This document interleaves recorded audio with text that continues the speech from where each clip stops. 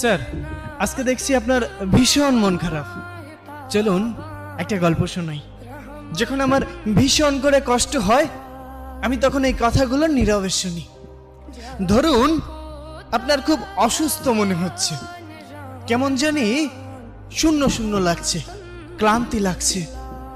তখন আপনি একজন ডক্টরের শরণাপন্ন হইলেন। ডক্টর আপনাকে অনেকগুলো রিপোর্ট দিল। আপনি পরীক্ষাগুলো করে রিপোর্টগুলো ডক্টরের হাতে তুলে দিলেন। ডক্টর রিপোর্টটা হাতে নিয়ে আপনার মুখের দিকে তাকাচ্ছে, আবার রিপোর্টের দিকে তাকাচ্ছে। তখন আপনাকে জিজ্ঞাসা করলো, আপনার সাথে কেউ আসেনি? তখন আপনি বললেন, না, আমি একাই এসেছি। অনেক দিন ধরেই ক্লান্ত মনে হচ্ছে, কেমন জানি মনে হচ্ছে, আমি জানি না। তখন ডক্টর অনেকটা মলিন মুখে বললেন, হয়তো আপনাকে এই কথাটা বলা উচিত হবে না, কিন্তু তারপরও যেহেতু আপনার সাথে কেউ নেই, আপনাকেই বলতে চাই। আপনি আর 2 মাস বাঁচবেন। আপনার জীবনের সব ইচ্ছা আকাঙ্ক্ষা সবকিছু পূরণ করে নিন।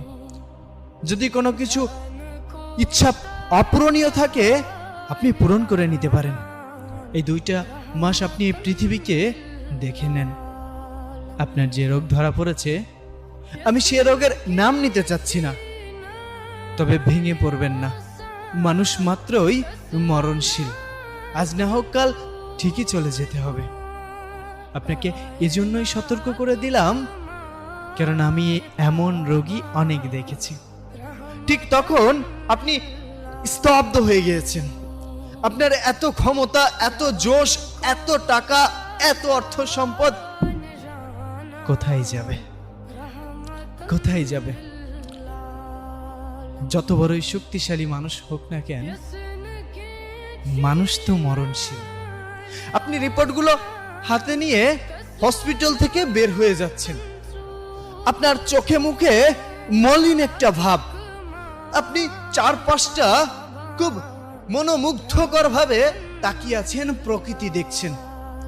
কেমন জানি আপনার এই প্রকৃতি ছেড়ে যেতে মন চাচ্ছে না। আপনার ভীষণ কষ্ট হচ্ছে, দম বন্ধ হয়ে যাচ্ছে। আপনি বাসায় গেলেন। বাসায় যেতে অনেক দেরি হয়ে গেল। তখন প্রতিদিনের মতো আজও বাবা বলে উঠলো, দেখো তোমার গুণধর ছেলে এসেছে, নাও এখন হাত পা ধুয়ে খাবার দাও, খেয়ে আবার বের হোক। সারাদিন তো কোনো কাজকর্ম নেই।